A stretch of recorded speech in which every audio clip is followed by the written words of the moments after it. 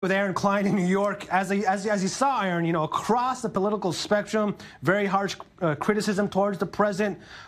What exactly do you think happened there? Why did the president allegedly throw his own intelligence agencies under the bus?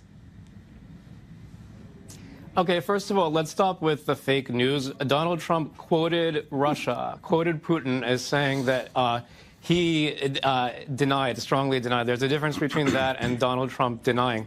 Second, I don't know what happened here, but I can tell you that we're not talking about all American intelligence agencies. We're talking about three intelligence agencies led by highly politicized individuals. One of them actually came back with a conclusion of moderate confidence and not high confidence like the other two. And actually the entire thing, and again, Russia may have been responsible, I don't know, but don't forget that the FBI never obtained the actual server of the Democrat National Committee because the DNC I want to understand, Aaron, are you saying that to inspect the server? Aaron, listen, I got to ask you, are you saying that these agencies, there's no proof that the Russians did not interfere in the 2016 elections? Because that's pretty much a given, and everybody agrees on that on both sides of the aisle. And the criticism towards the president yesterday was that he did not confront Vladimir Putin on that. Do you think that he missed an opportunity, like a lot of politicians on the right are saying?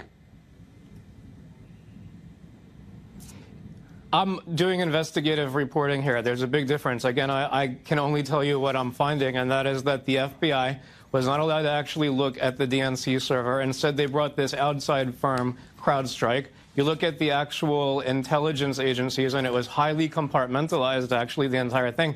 And let's just take a step back and look at the summit here. Donald Trump understands that Russia and America have some mutual interests. On the other hand, he very strongly said that we, the United States, are going to compete with Russia. And, this whole thing, excuse me, I thought that according to the Democrats, it's a good thing to talk with your adversaries. I could have sworn that Hillary Clinton pressed the reset button on Russia. Uri, I could have sworn that Obama whispered in an ear. Okay, that's what a lot of people are saying on the right, I think. Conservatives saying, hey, it's a good thing that these two people are... What's wrong with these two people talking to each other and trying to get on good relations? Nothing, but they're not adversaries. Okay. I mean, this is... Look, I understand Donald Trump. What can he say? Can he say, look, yeah, I was elected through a scheme of the Russian intelligence to make me president. He can't admit that, especially not Donald Trump with his huge ego.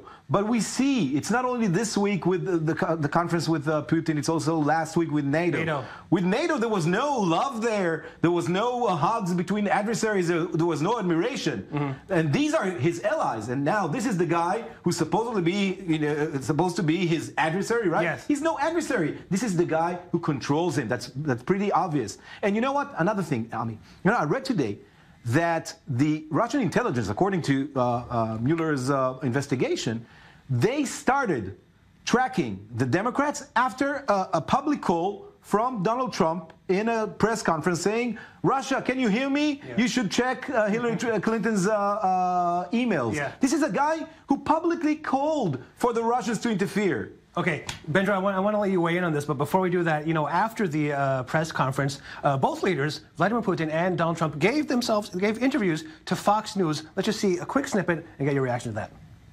Russia, as a state, has never interfered with the internal affairs of the United States, let alone its elections.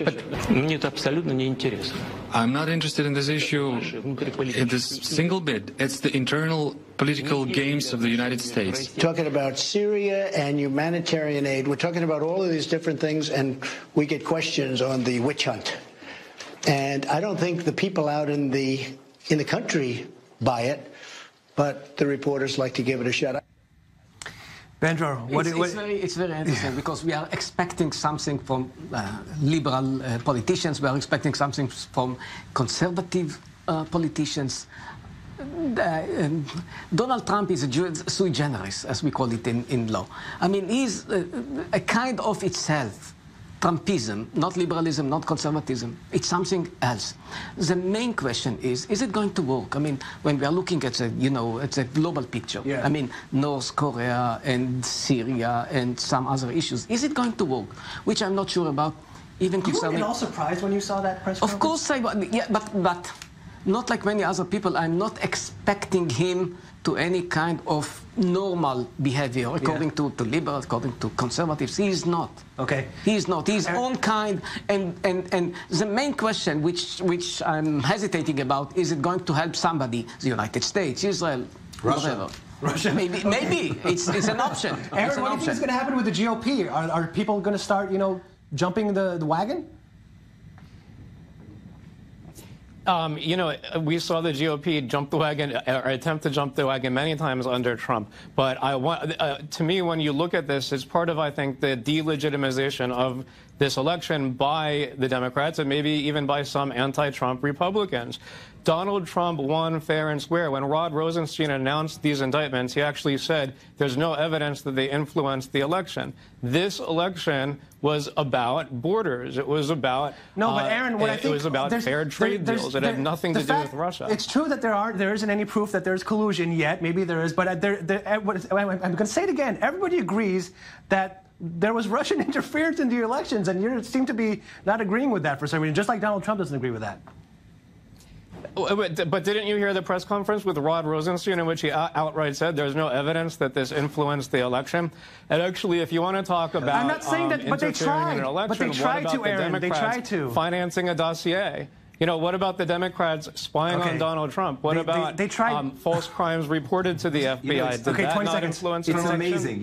The Republicans used to be like the patriots, right? The ones who would be the toughest competition with the Russians. Now it's okay for the Russians to interfere in American elections. It's fine. Okay.